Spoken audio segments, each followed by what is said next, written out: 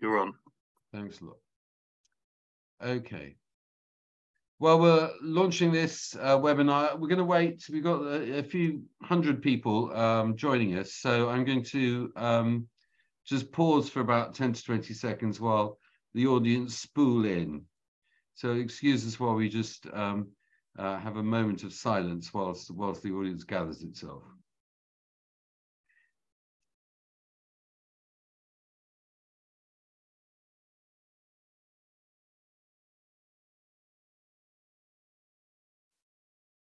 Well, we've got 3 figures attending. Now, ladies and gentlemen, good morning, good afternoon, good evening, those of you joining us from the Far East. My name's Tom Jenkins. I work at ETOA. I'm absolutely delighted to be joined by a group of experts, really, to look at the Chinese market and what's happening in these areas. We have Cecilia Zhao from Mickey Travel Limited. We have Ludmila Distray from the European Travel Commission, and we have Keith Chow from HiSeas. I'm absolutely thrilled that you can join us. Those of you in the audience, a number of you have already sent in questions. We have over 20 questions that we need to pose to the panelists, but please do submit questions on the Q&A area or the chat area, preferably the Q&A area, because that's the one I'm looking at. And we will do our best to answer these points. One last thing is that this is being recorded, this webinar, so it will be posted on the website. So you can view this later on at your leisure if you wish to mull on the contents. But look, it's really down to me just to start off by saying that China has been the great promise, really, for European tourism over the last 10 to 15 years. And I know that a number of ETO members have invested heavily in the China market. And it's always been an object of real fascination for Europe as a whole, because obviously we have some very old friends coming to Europe, notably America, but also Japan. But China is new, and it represents all kinds of new opportunities and new challenges for European tourism as a whole. And it was just starting to show characteristics which showed that it was going to be a real force to be reckoned with, rather than just a potential towards the end of the 20-teens. But then we had COVID, and COVID certainly caused a problem everywhere, but principally in Asian incoming traffic into Europe. There's no doubt that what was a really big and robust market has now disappeared. And it's now re-entering the market, and we're going to discuss in a minute how that is re-entering. But the market that it's entering is obviously a very different one from the one it left in 2020. The European tourism area has been affected in some ways by COVID. The supply of people working in the industry, the capacity of the industry, and the quality of the industry, and the price of the industry has all changed over the last 3 to 4 years. So what we're selling is in some ways a different product to the one we had. Now, with those thoughts in mind, I'm going to hand you over to Ludmila, who's from the European Travel Commission, the umbrella body in Brussels, who represents or nearly all the national tourist offices in Europe, with 1 or 2 exceptions, only one notable exception, but that's a separate discussion. Ludmila, you have a unique perspective on it, so hand it over to you. Thanks, Tom, and thanks for the kind invitation. I'm really glad to be here with you today to share a bit about what we feel and how we see the situation these days, and how is what happened since 2019, how is the market today, and how we see it for the coming month, and how we can expect the future for China outbound travel.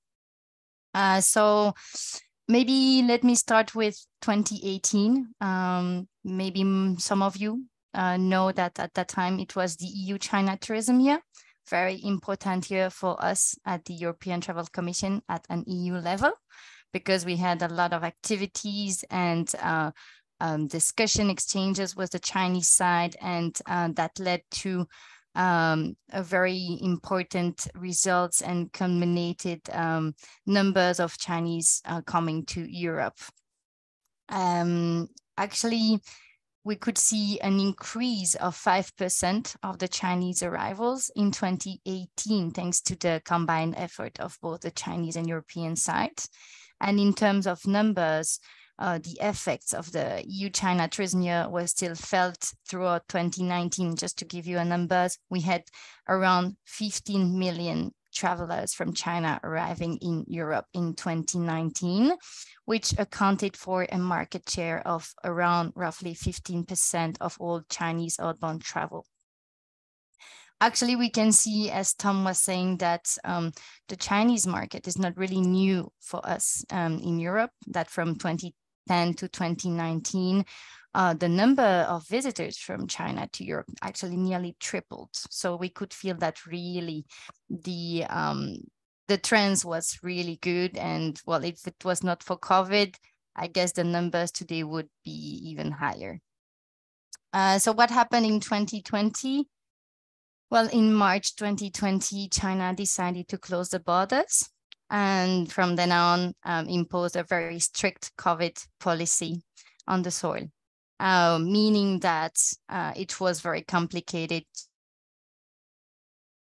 to leave the country, come back. That led to, of course, a very big drop in terms of numbers, and of course, very big challenges for everybody willing to travel outside of China. This zero COVID policy actually lasted until December 2022, when the Chinese government announced the end of the zero COVID policy. And slowly later after that, announced the reopening, progressive reopening of the borders for the travelers, outbound travel since January 2023, a first group of countries that can actually welcome group travel. And March 2020, a second package, a second group of countries that are again open for group and package travel. We need to keep in mind that actually only a small number of European countries are on that, as I call it, white list as of today. And so in terms of numbers, we're still very far compared to what we saw in 2019. Most EU countries, according to our latest research by ETC, actually are still around 50% lower than in 2019. So we still have a long road to travel to get back to those numbers. We hope that 2023 will be a slowly go back to normality. Lots of hassles, lots of complications here and there. And I think Cecilia will drive you through this later on. She has a lot of expertise and experiences to share with everybody on that. But I would say that we should expect a slow recovery. And here at ETC, we expect that the normality, we should go back to normal around 2026. Voila. Maybe for the short introduction from my side, Tom, if there is anything else, just tell me. Well, thank you so much, Ludina. Do you know which countries are on this white list? Yeah, I do have a list. So the very first one for the first wave were Switzerland and Hungary. Mm-hmm. And then on the second list, we have Serbia, Croatia, France, Greece, Spain, Iceland, Italy, Denmark, Portugal, and Slovenia. And so those are the permitted countries. And For presumably, groups, yeah. But it's very difficult.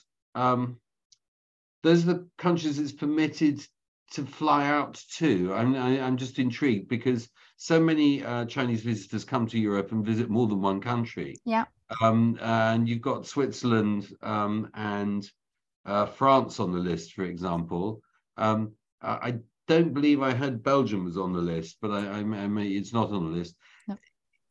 Would it be normal for how can they actually control whether a group goes from France to Belgium to Switzerland? Well, it won't. I mean, it would have to go up to Belgium and then back through France to Switzerland, because I don't think Germany is on the list either. But it's very difficult to control multi-country tours. Okay, It's one of those conundra. I'm going to throw that one, park that one on the wall. I think I will. Cecilia, I'd be very interested to hear what your initial take is on what happened, what the situation was in 2019-20, how it was impacted by COVID, and what you think the situation is now. Okay, yeah. So I think the Chinese tourists are returning soon, but I think as just now you heard, there's quite so many difficulty, but the demand is booming around the corner. So I think back to 2019, before pandemic, I think Chinese tourists are the eager travelers. I think they are the largest outbound source market in the world. I think in both number of trips and also the spend, I think the statistics show that around 150 million outbound trips from mainland of China, and total spending is around 250 billion. So I think in terms of number of trips and the total spend, China market is still the biggest source market for all over the world.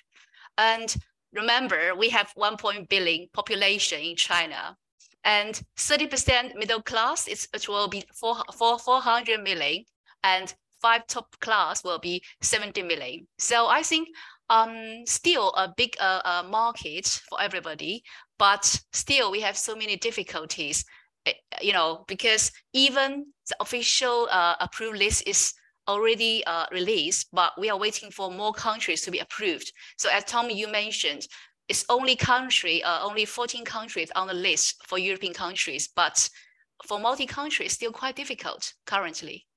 Mm-hmm.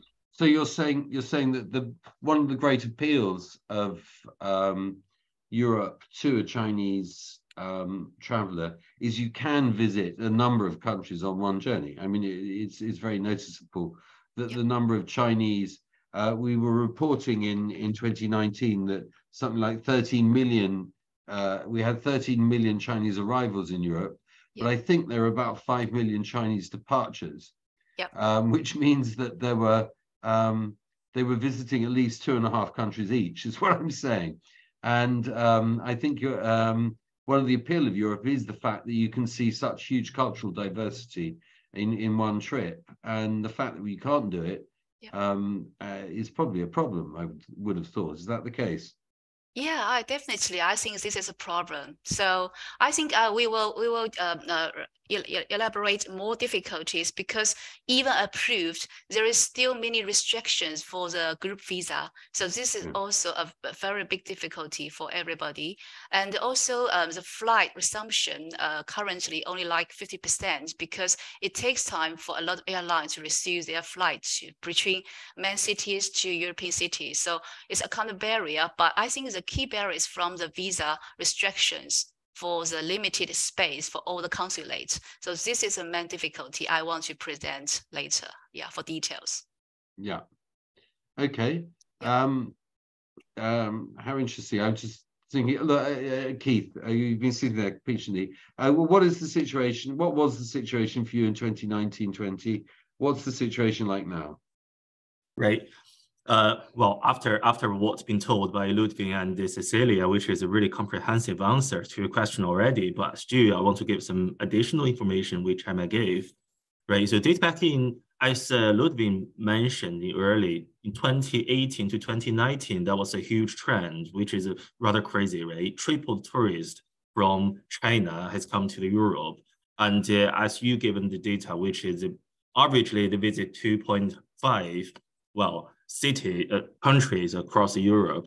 And at that time, actually based in the UK. UK will be a different case, which hasn't been really covered by Cecilia and Ludwig that much, right? So basically, UK got a different visa policy compared to the European Schengen area, which means people who holding the Chinese passport and applying UK visas, that means they can only visit UK as a single country. They can't really go to Europe unless they apply for a different visas, right? So at that time in the UK, we're still observing a huge demand for the Chinese market. As Cecilia mentioned, China will be one of the largest sourcing market for UK inbound tourism at that time. And we are observing the also crazy trend. I mean, start from the 2017 to 2019. Actually, the trend was just stopped by 2020 when COVID-19 was broke out. And at that time, actually, there's quite a few groups already confirmed in the early 2020, because the UK was stopped receiving tourists by March or April during that period. Thus, we just got everything was cancelled, and most of the deposit were refunded at that time. And during the 3 years COVID, as you mentioned, China's border was closed until January this year. And in January this year, we suddenly expecting loads of Chinese quotation requests, which made us a really busy spring. But during the early COVID releasing period, which we call this spring in 2023, lots of quotation didn't really finalize into groups because the visas in the UK was due not on the ADS list, which you mentioned as the wet list to Chinese tourists. Thus, lots of tourist group was cancelled due to they can't really get a visa. And the visa situation can be a bit challenging at early this year in the UK. As given data, we haven't really been on the ADS list yet. Thus, the people who willing to travel to the UK, they have to rely on their FIT visa, which means the individual traveler visa. And for that visa, the biggest challenge will be the application slot. Application slot is a bit tricky, right? So people mean to apply their visa, I think the data was not as far as 3 months before they're traveling, but the circumstances was like the earliest slot they can book. For the UK visas, they might need to wait till, early August or September. I know that for some really popular European country, they have to wait their visa slot till October. Thus, without an ADS list, without an ADS approved visas, I will say we're not really expecting a huge recovery from Chinese market, but we're seeing a slight recovery in the Chinese market already. I hope that answers your question. No, it does. I mean, it's very interesting what you're saying, that we're seeing the re-emergence of an approved destination list, which we thought had sort of disappeared over about 10 years ago, but it's suddenly come back. I wonder if we need to have lists of approved destination operators, because along with the approved destination list, you had to have an approved operator. I think we need to, unless you've got an answer, I'm not sure. Is there a list of approved operators on the approved destination list still? The approved operator? Yeah. The approved operator is a bit interesting. Some of the operators, they actually bond with the ADS visa. Well, if they are an approved operator, that means they can actually issue the ADS visa. But as they got the certified authority to not issuing, to applying the ADS visa, yeah, they still restricted by the ADS country list. Yeah. So although they are approved or accredited operator, but still they have to find which country they can apply for. I mean, in the ADS whitelist. Things don't get any easier, do they? I mean, no, it's not really. We had a sort of odd vision a few years ago where things were getting simpler, but hey. Anyway, sorry. I'm just to recap, the general impression here is that the nature of the restrictions that exist in terms of where people are allowed to go, and the nature of what the European offer is at the moment means that we're not expecting to see real volumes coming. We will see some business, don't get me wrong, but we will not see big volumes, the sort that we saw in 2019, really until after 24. I hear 26 from ETC, but we simply don't know what's going to happen in 24. So, it could be 25, it could be 26. So, but we're saying, just at the moment, we're hearing that there are real problems with issuing visas. Cecilia, you said that there's some people you have to wait until October. Well, that's a formidable break on your decision lead time, you're not going to get any you know, ad hoc, instantaneous business from this market, are you? If you've got to wait. I think definitely. I think you know, the visa slot till October is for the individual visa, but for ADS group visa, actually the application for groups in July is not approved yet. So means that because normally lead time for a package schedule 2 should be 3 months. But till end of May, most of the consulates didn't issue any kind of approval slot for the group. So it means that actually, even they collect passengers, they cannot maybe offer the space for visa application and then allow the group go abroad. So this is a very serious situation. And for individual visa, as Ken's mentioned, till September, October, all fully booked. And I think it's really a serious problem. And the problem is, I heard from many consulates that they have limited space. For example, like take example, in South China, like consulate, they take around 300 per maximum. So 100 will be allocated to the group, 200 will be allocated to individual visa. But imagine the whole China, South China, so many provinces, you only provide 100 for group. How they can, you know, increase the volume. So this is a really critical situation. I think this is a key issue currently we should, you know, handle. Yeah, I hope saying that this is really down to the individual European consulates who really should be putting more business behind that. And I think this is something we have to highlight. I mean, if this is a major break on business, it's a major break on business. Our difficulty is that if you look at Europe, you can see how difficult it has been for the private sector within Europe to respond to the end of lockdown and for them to staff up and deliver products, which no doubt we may come to in a minute, but you're very familiar with the hotel situation, not just in the UK, but throughout Europe. They found it really difficult, having let go of everyone, to turn around and go, oh no, we need to employ you again. Please come back and work for us. It's not easy. And if it's not easy for the private sector, it's going to be even more difficult, I imagine, for the public sector, who have to recruit the right people who they told to go away 3 years ago, and they now have to re-recruit. It would be good to hear. What we'll try and do is, as a follow-up to this webinar, we will try and get a few people responsible for issuing visas, so we can at least understand the problems they're facing, rather than just speculating about them. If I can mention, for instance, the Belgian embassy in Beijing, because I'm quite familiar with them. They used to have staff during COVID between 20 and 22. And then actually, because in 2022, we were not really clear of what was going to happen.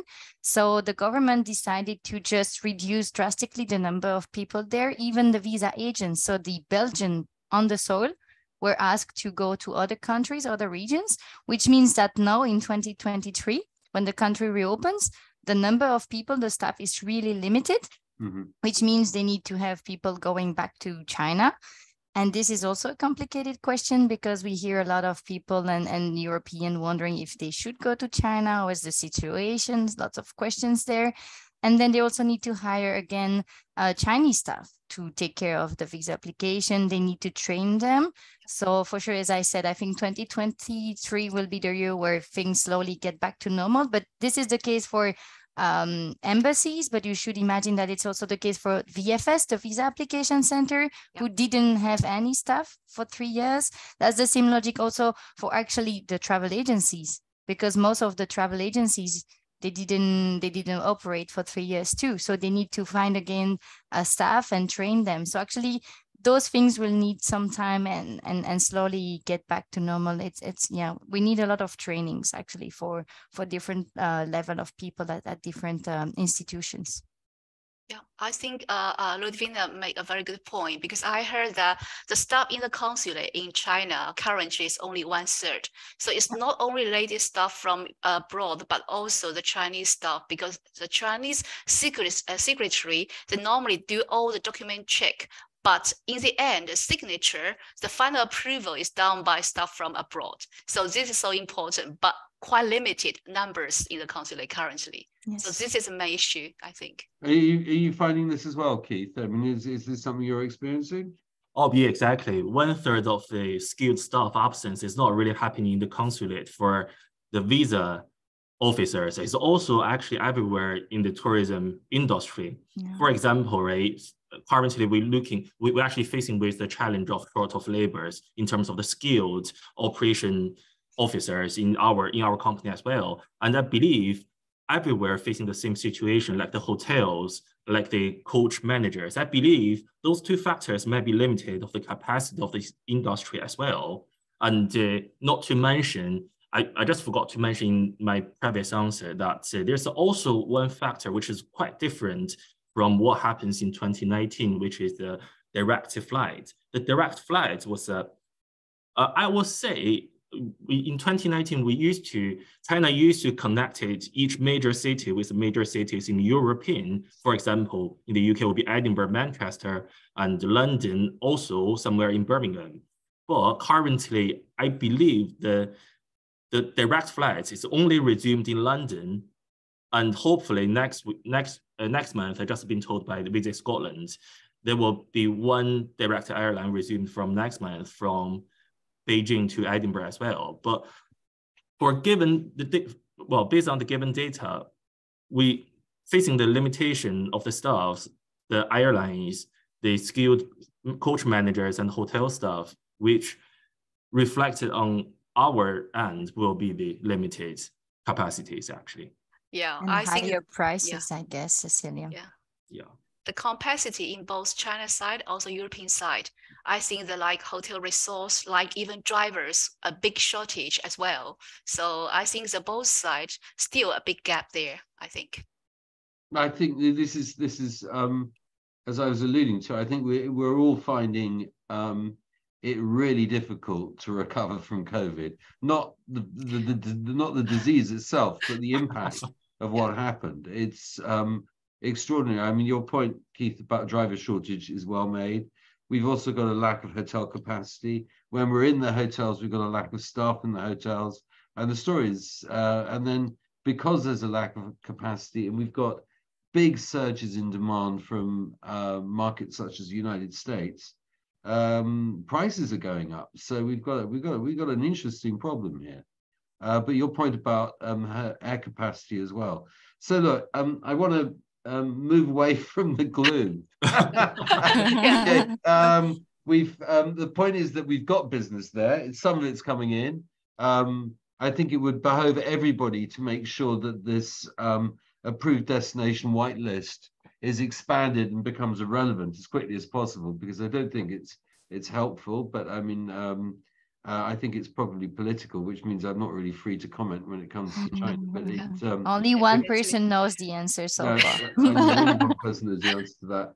But I think all we can do is hope and pray that this gets released, because I don't think it helps very many people. This, and what we need to do is just concentrate a little bit on what demand there is and what you see. We can see that we've got real problems with delivery. We've got problems with visas. Got problems with flight capacity. We've got problems with price. Let's shelve them for the time being. What kind of business is there? Is it coming back like it used to? Are there any destinations that you see in particular? Keith, I know you're slightly UK specialist, but did you see anywhere more broadly being popular, or is it just the UK? Oh, well, when it comes to this question, Ray, historically in the European countries, France, Switzerland, and Italy are top 3 countries, the European popular list. And because of these 3 countries are joined with each other, and also they connected via public transport is easily. And for the infrastructure of the road is well built. Therefore, these 3 countries are really good selling products will combine to one product, right? And the interesting fact is these 3 countries are all approved on the ADS whitelist. So based on this information, we can easily anticipate these 3 countries will lead the recovery in the European Chinese tourism.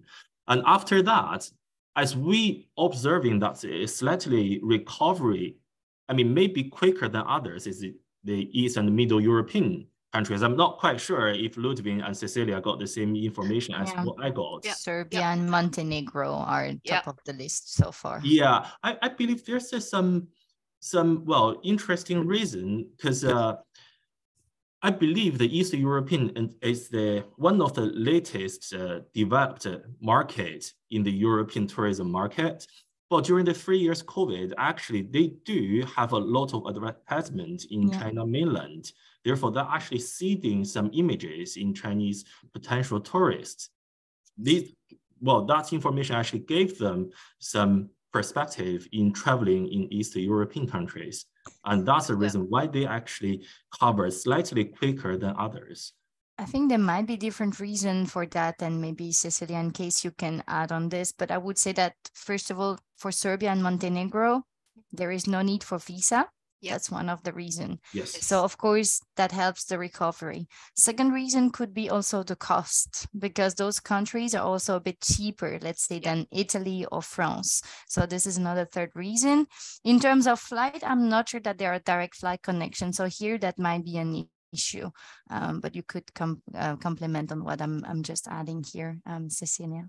Yeah, I think first of all, I think it all really depends on which country are on the white list, and also which consulate offers the ADS group visa, because even 14 countries are opened in the white list, but only 7 countries open the ADS group visa.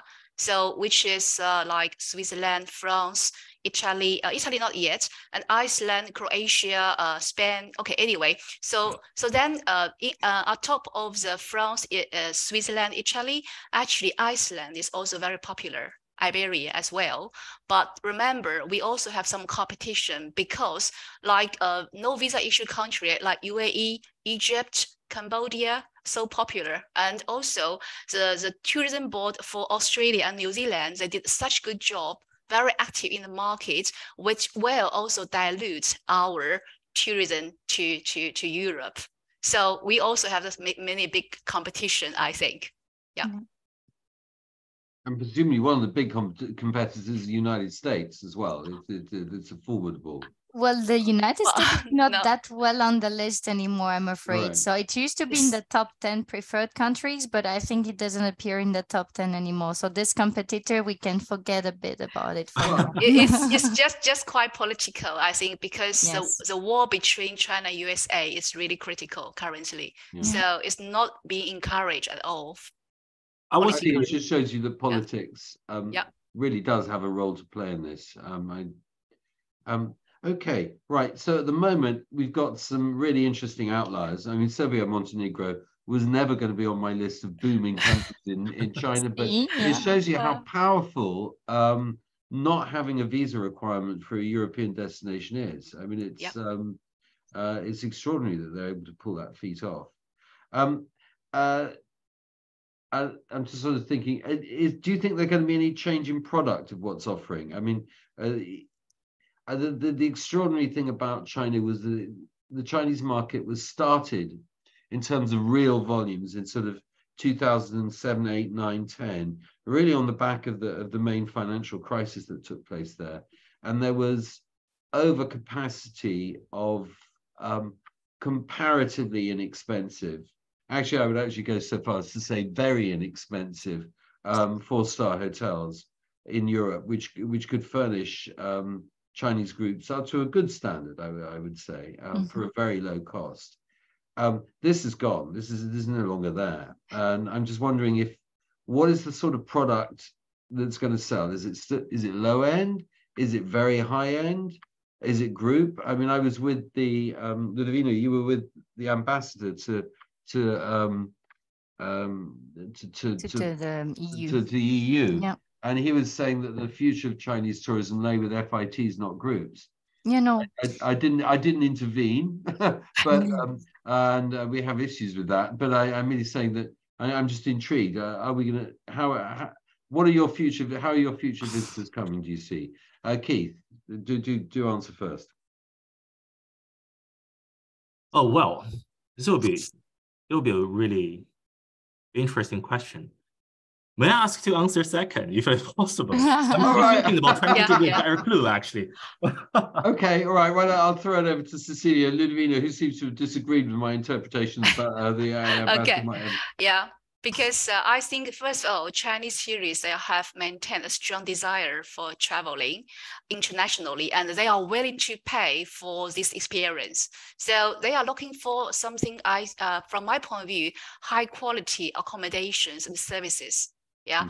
And of course, there's more diverse product to meet the customer requirement currently, because really depends on which segment you are target. Because if for business professionals, I think the mini package 2 definitely is a kind of their choice. If it's like a repeated European travelers, I think the second time, third time the travelers basically say they want the tailor-made small size groups as small FITs. But still, because as I mentioned, there's so huge population in China, 1.4 million. So we still have a huge first-time European travelers. So those travelers, they will choose some leisure package group tours. You know, if you check all the advertisement or product in the market currently, the most product they are selling is around 25,000 to 30,000 per person RMB, which means is that around like 3,500 to 4,000 for 10 days.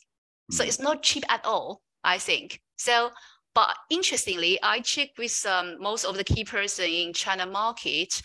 They told me that those first-time European travelers, they still choose group package. And many of the silver hair travel markets, we called retirement people, because they have the money, they have the payment, they are wealthy, because in the past 3 years during pandemic, their retirement income is not decreased at all. Actually, it's a small increase. So this is quite interesting for us as well. Yeah, so this is something segment I think we should also be caring about. Yeah, so this is some my observation. Yeah, back to you, Tom. Oh no, go Keith. You wanted to come second. Come second, right? Right. For given data, which Cecilia presented, which is a really nice data.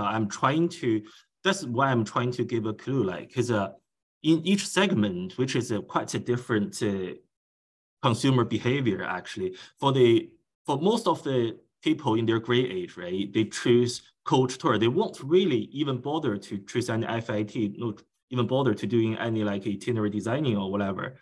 And as Cecilia said, most of the first-time European visitor, they come from groups. And it used to be a rather huge market for FIT groups for those second or third time visitors, actually. But in this year, we're still waiting for those people come back because they are waiting for their FIT visas. Thus, we haven't really seen a huge increase for those experienced as a seasoned traveler in the European yet. But hopefully, when the visa policy get released slightly, and they will come back to the market. And at that time, I believe the FIT market will recover. And also in the UK, there's a special group, which after you mentioned for the absence of American market, in China, it used to have a really large student group who are willing to study in America. Under the circumstances when America was in the economic fight in China, right? Those groups are actually withdrawn from the USA and then come to the UK. And that actually forced a really, really huge social market in China.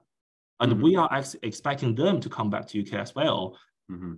They used to holding either an ADS visa for a short course or for a touristy purpose of school visiting. And some of these are using the tier 4 visas for short courses education. And that bits of visas haven't been interrupted with the limited of slots. So hopefully we can still see that bit of group coming back to the UK. And this group is also, I would say, is also highly limited by their budget. And some of these are choosing 3-star hotels, and it's rather small percentage of them actually choosing 4 stars. And for the budget really sensitive group, and we are a bit struggling in terms of funding their capacity across the summer, because the summer is the highest season in the UK. Even 4-star hotel can't really get their resources be allocated, not to mention those 3 stars budget-oriented group. This is actually. Ludivine, sorry, Ludivine, do you have anything to add to this?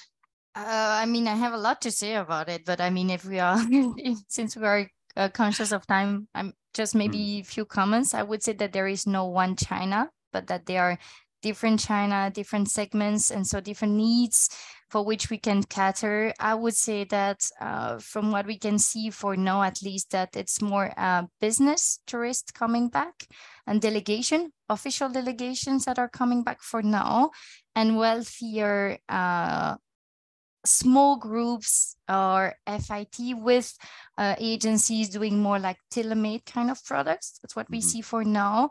But as Cecilia and Keith were saying, we have China is huge. So we have first-time comers for which we will always travel with groups and drivers and the easy package for which they don't need to think too much. But you also have the younger generation who speaks better and better Chinese and who are ready to do everything by themselves online with Ctrip and book a flight, rent a car. And I think this is also a trend that we saw in China in the previous years, that everybody is very much in favor of self-driving and even the van life, you know, like many Chinese are dreaming of the kind of I rent a camper van and I go around the world. And I think this is something that we will also see. But yeah, there is no one Chinese and there is no one solution. That's the good news. I guess there is a piece of cake for everybody. If we want to go on the bright side of this, yes, to end on a good note. Well, the camper life definitely one of the hottest hashtag on TikTok, right? People are really into that trend already. Yeah. Okay, I think we all we ought to do is just turn our attention for the last 15 minutes to the questions, which are piling in, and I will just skirt through them very quickly. We've answered the situation concerning the visas. It's a major problem. I think we can more or less summarize, and we need to really focus our attention on it, and we shall do fairly shortly. There's a very active person from Georgia wanting to know, is it on the whitelist? And do you have anything to say about a Chinese demand for Georgia? Cecilia, so firstly, Ludivine, are they on the whitelist? Not yet. I'm checking. I think they're not on the blacklist. You're not on a blacklist, Georgia. Okay. I think it's not in the whitelist yet. No, not on the whitelist. Unfortunately. We will publish the whitelist. I think I can share that with you. We will share that with you. Yeah. I'm saying that I think we've already commented on the political situation, if you may. Are there direct flights from China to Serbia, is the question. I think that's already been answered by someone. So we don't have to worry about that. Just I'm scrolling down the I think we're gonna check. I'm about open my ctrip.com. Yeah, same. I'm checking on Ctrip right now. I'm gonna Belgrade, live questions. We've got over 20 questions here from people who contributed them earlier. So we'll just scroll through those.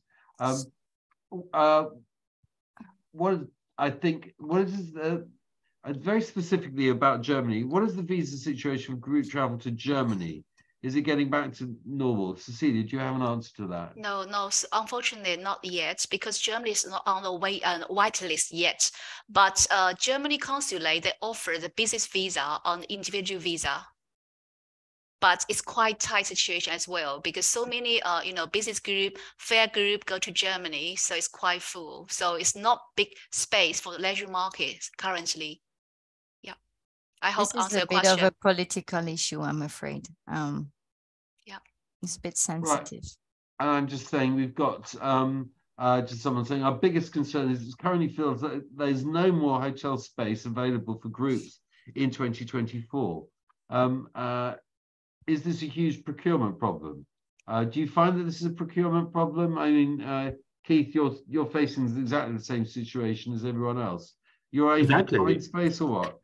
Yeah, exactly. It's not about the limited of space. Actually, some of the hotel group, they are they actually no longer have their leisure department. That is the hugest. This is one of the biggest problem actually. That means there's no dedicated team to dealing with those ad hoc requests. And for the Chinese market, right, there's one thing will be absolutely different from other market is people looking at the quotations timing. They're willing to having their quotation in 1 day or two, rather than wait for a couple of days, waiting for the conversation of the emails and settle down a price. Well, for those skilled leisure team, it's quite shame that we no longer have them in the UK in some of the hotel groups. That makes our cooperation is a bit difficult actually. That's even getting the capacity issue much worse. I've got someone asking, saying, this is an interesting question. If Europe is aiming to cut its emissions and pursue its green agenda, should it be proactively marketing to the Chinese? I suppose that might be one for Ludwina. I might have to answer too. Which segments of the Chinese market, if any, are most interested or concerned about low impact travel? I would say that the young generation pays attention to this. Still, Chinese tourists are quite sensitive when it comes to prices. And I would say that it's the case with most travelers. We have been also asking on other markets. I would say that most travelers are not ready to pay more for a more sustainable solution or option.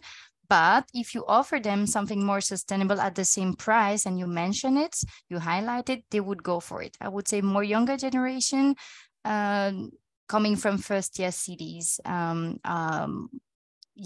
attention to sustainability and low carbon. I know that, for instance, here at ETC, we work with the Nordics on you froze. a very specific project and working on this for sustainability and low impact travel. So there is a market for that for sure.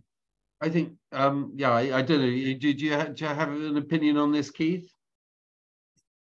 Sorry, I was phrased as well. Sorry. No, I was just saying. Everyone phrased. I was just thinking: is sustainability a big factor in what you're presenting? Is there a demand for it in the market? Well, when it comes to the ESG topic, that could be huge, actually. I believe Chinese government has promised to be carbon neutral by 2040, if I was right?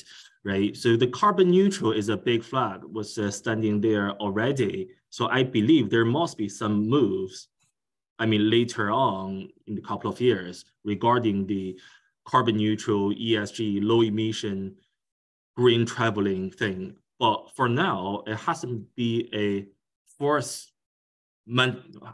forcing manner to dealing with that sort of topic yet. But hopefully in a couple of years, people will get the awareness of that. Would that be your take on it, Cecilia? It's an enormous. Yeah, actually, this is a good question, actually, because I agree with Ludwina, because actually for young generation is a very good segment we should talk with, especially in China. Some leading travel agency like Ctrip.com, actually they are already leading this kind of product to the customers. And I can see the Nordic countries, they are very active to promote this kind of sustainability product in the China market. So it's already started in the market. I think, as Keith said, from an ESG point of view, from a corporate point of view, it's overwhelming importance. I think it's the former governor of the Bank of England that was saying that, you can ignore it, but if you ignore it, don't expect to get big funding from anyone. You've got to tick that box. The open question is how far that top-down compulsion and obligation, it's a sort of mixture of obligation and compulsion top-down from the big authorities and the big banks, how far that's being met by consumers. And I think Keith pointed that out very well. It's one of the big conundrums that we got, is that we almost need to see more consumers getting involved than we have at the moment. At the moment, it's comparatively low priority on their holiday choice. I think the other thing to note is that, and this is alluded to at the first point of that question, which is, should we be in this business anyway? You know, come on, this is long haul travel. I think want to answer that question. Well, why don't you answer that question? I'll give you my twist on it at the end. I have an opinion, but keep going. Over to you, Ludmila, please, if you've got. I would say that we need to prepare products that are good and better for the environment and more sustainable, and try to do this. I mean, otherwise, yeah, this is the end of our industry, and that would be sad. Well, I think it would be sad. I think I'd be slightly more nuanced. I wouldn't really say that there is a cost-benefit analysis to this, and it's not a cost-benefit analysis saying this is the price and this is the good you get from it, because this is what people are confronting all the time when they're choosing their holiday or making any decision in the service economy. You know, can I afford this restaurant meal? I think you have to do a cost-benefit analysis in terms of its environmental impact. And I think there is a strong argument to say that there is a cost to the environment of having long-haul tourism, but there's a real benefit as well. And we have to find ways of expressing that and showing it. And we have to find ways of mitigating its impact too. I'm just seeing if there are any more questions being posed. Can national tourism organizations do anything to get onto the wait list? I'm looking for the same answer, actually. I'm really eager to that question. Yeah, okay. If anyone's got an idea, could you please submit it? We'd be very interested to hear. ETC is going on a mission to China in a couple of weeks. We will be meeting with the Culture and Tourism Department, and we will be pushing for that, I promise. Okay, no, that would be very good. And so it's very destination-specific question. Do you know the situation with travel to the Czech Republic? It used to be popular, it says, before COVID, but now we don't see any direct flights. What is the demand like for the Czech Republic? Prague, presumably, is one of the great sort of go-to honeypot destinations for Chinese, but it's not for me to say that. Cecilia, have you got an angle on the Czech Republic? Yeah, I think, anyway, Czech Republic is still not on the white list yet. Only Hungary currently in Eastern Europe in the list. I think the main, I heard that is because of the political issues, because the relationship between China and the Czech. So this is something actually only one person can control. It's not out of control, yeah? No, definitely. Yeah. Okay. So, yeah. All right. I'm just seeing if there's any other questions that are coming through or on our list. Just scroll nearly there. All the other questions really are about what can we do about air traffic. You know, are we expecting air carriers to resume their pre-pandemic routes between Hong Kong and Europe? Is there do you regard Hong Kong as a separate market? I think would be a good question. Do you regard Hong Kong as a separate market, Cecilia? Yeah, it's quite sensitive question, actually. No, I think from my point of view, of course, as actually is a separate, because actually we have also our separate office in Hong Kong, for also the mainland of China. So it's a separate. So different market characteristic. And in Hong Kong, you don't have the visa issues. So I think it will be different. Yeah. Yeah, I got the same point of view, actually. Hong Kong will be a separate market, although it's subject to the mainland China as a greater China market. But in terms of their language, because they mostly speak Cantonese and they basically know Mandarin business running quite well in Hong Kong, and also subject to their passports. And if you are a Hong Kong passport holder, that means you got a visa-free policy for most of the countries. Therefore, we consider Hong Kong as a separate market is actually a way of business conduct. Do you have an angle on that at all, Ludmila? I mean, this is, Cecilia said, a very sensitive question. I would say in terms of behavior and language, we could consider that Hong Kong and also Taiwan are a bit different from mainland China. So in terms of tourists and what we can expect from there, it will be slightly different and easier. I think I already met a couple of Taiwanese tourists here in Brussels with whom I spoke back in the days. So I think the recovery on these regions will be faster than on mainland China, for sure. Yeah, can tell the outbound market in Hong Kong was actually recovered at the mid of 2022, actually, after their lockdown in 2022, and that market actually slightly recovered. Yeah. All right. Okay. Right. Is there anything? I suppose we're drawing towards the end of the seminar. Can I just ask you for your final opinion on, if you were a supplier or a destination in Europe, what you should be looking forward to over the next 2 years, and if there's anything they should do to prepare for the Chinese? Is there anything specifically they should be doing to help your business, which is selling the destination in China? You're the big value add in the chain. I'm here to say that. I'm fundamentally an intermediary organization, but from their point of view, what can they do to make things easier for you? I think we'll start off with Keith, please, if I may. Oh, yeah, sure. I've been repeatedly mentioned there's one key term is the capacity, actually. Although increase the capacity may be out of the reach of a tourist agency or destination management company, is mainly actually being conducted by local government, whether they can give in some incentives of building up hotels or some like the bonus for setting up a coach company, or even a tax reduction. That can be a good conduct for helping to foster a further capacity of the country. And now we can see most of the European countries actually recovers its 2019 peak of the entire inbound market of the tourist, and so does UK. But that data is actually without a Chinese visitors to revisit. But when the Chinese market being added on to the already, food market, that can be facing the capacity issue. Either you have to pay a premium price, or you'd like to look into another, rather cooling season, or say a shoulder season. But as you know that the Chinese holidays is pretty much same as what we do in the Europe.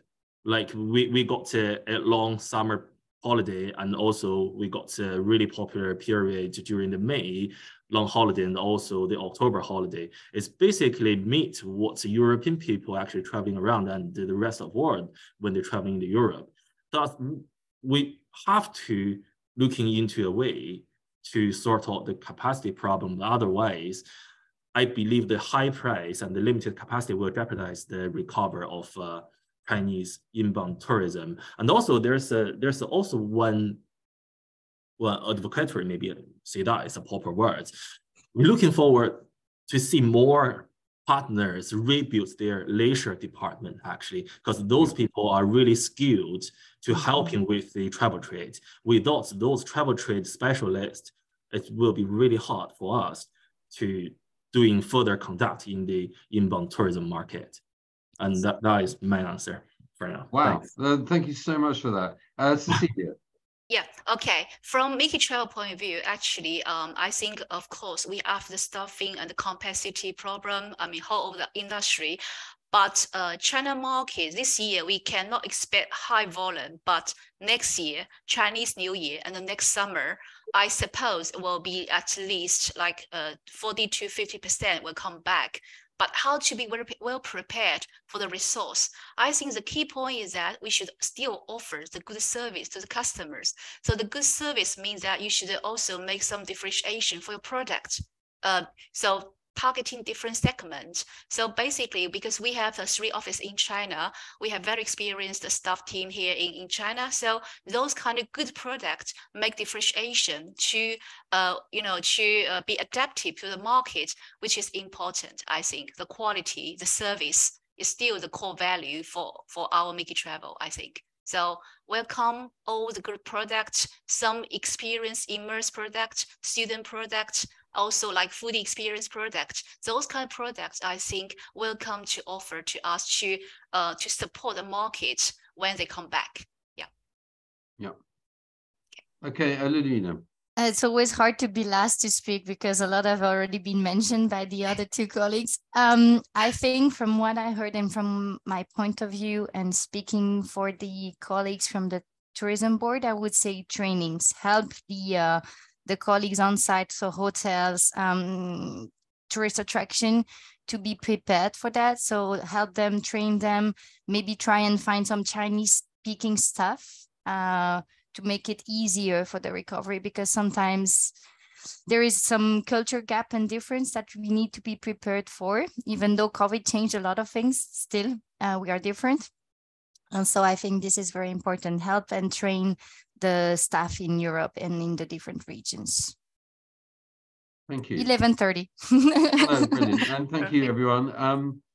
Just a short advertisement from me, but I just point out that we have, I hope you can see that, which is the ETOA's involvement in China continues. We were close partners with ETC in the Partnerships in European Tourism project a few years ago.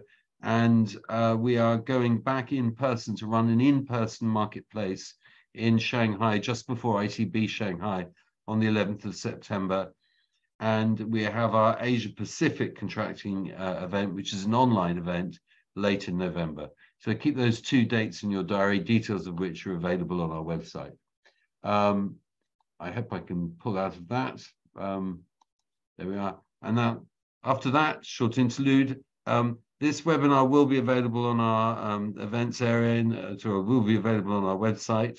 If you've taken part, we will be sending you a link to this event. So if you've registered and are watching, you should receive an email with a link to the webinar. Vivina, you said you would provide us with the yes, I can provide you with the list, the white lists. Yes, and I think this is something that we're going to have to explore more, both the white lists and the processing time of European visas, which is clearly a major issue if we've got a completion date of October for people wanting to come to certain European destinations. This is not satisfactory. This is high on our agenda for the mission to China. So, but having said this, I just want to thank my panelists. Thank you very much. Thank you, audience, for listening, and I look forward to seeing you all soon. Thank you very much indeed. Bye-bye. Thank you so much. Thank you. Thanks, Bye-bye. everybody. Bye.